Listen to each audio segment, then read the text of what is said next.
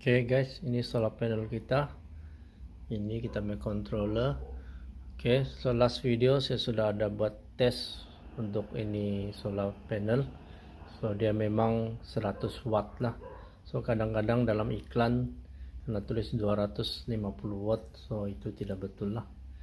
So sebenarnya ini solar panel kita boleh guna by itself lah. Kita tidak perlu ini controller pun boleh, sebab dalam sini dia ada ini plug yang kita boleh terus sambung di bateri, dan ada USB port juga sini untuk kita terus charge kita punya power bank atau handphone.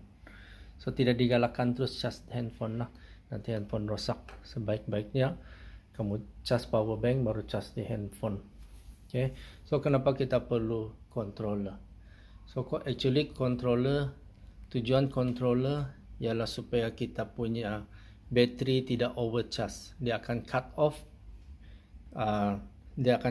lah bila kita di setting kita lah, and then supaya kita punya bateri tidak terlalu drain juga. Dia akan cut off bila itu bateri sudah terlalu banyak kena pakai lah. So kita boleh set lah berapa reading yang kita mau dia cut off. Okay, so ini controller kita tengok ini ialah bacaan kita punya bateri sekarang lah 12.5 volt. So senang saja dia punya control. Sini saja satu dia punya control, sini up and down. So bila kita tekan satu kali, contoh tekan ini, so 14.4. So 14.4 ialah maksimum lah. Bila ini solar panel sudah charge kita punya bateri sampai 14.4, dia akan cut off. So dia tidak akan terus charge. Kalau kamu tidak guna controller, ini solar panel akan terus charge ini bateri sampai dia panas, sampai dia kembang, terus dia rosak. So itu penting sekali lah controller. And then yang kedua ialah yang ini. Oke, ini 10.7 ini adalah bila kita guna sampai itu bateri 10.7, dia akan automatic cut off di sini.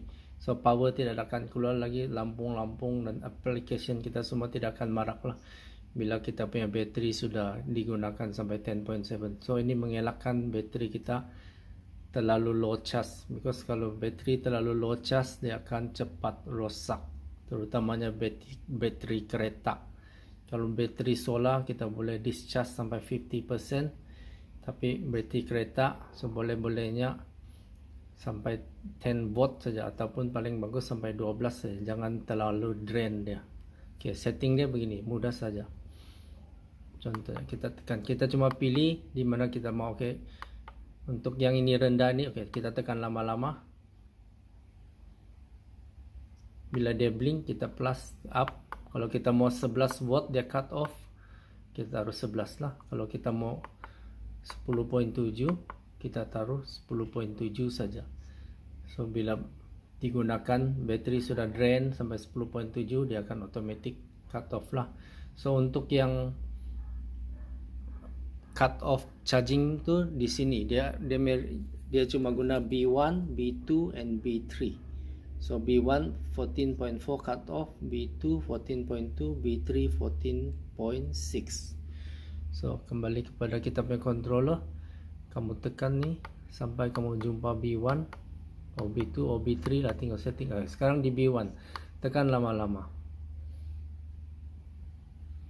Okay, dia blinking, kita mau up, B2, B3, down, B1. Okay, so original setting B1 lah. So dari kamu saja kamu mau set di mana. So ada lagi satu fungsi yang paling penting, yang paling menarik di sini adalah yang ini, 24 hours. Ini 24 hours output. Berarti dia ini output akan selagi kita punya bateri ada charge sama dia belum lagi di bawah minimum dia, output sentiasa ada lah. So kita boleh set bila gelap baru dia on. So asal kita set below daripada 24 jam, ini device cuma akan on bila solar tidak supply power di sini. So asal gelap saja lampu akan automatic on lah. So kita boleh set contohnya sini. Okay, yang 24 jam ni tekan lama-lama. Okay, kamu kasih turun dia, contohnya kita kasih sampai 5 jam lah. Okay, so 5 jam. So bila gelap saja solar panel tidak supply sudah current di controller, ini akan automatic on selama 5 jam. That means lampu kita, supply kita akan marak selama 5 jam lah. So ini saja basic information pasal ini controller, mudah saja dioperate. So kalau kamu ada apa-apa yang kamu masih kurang paham, kamu boleh chat lah di WhatsApp.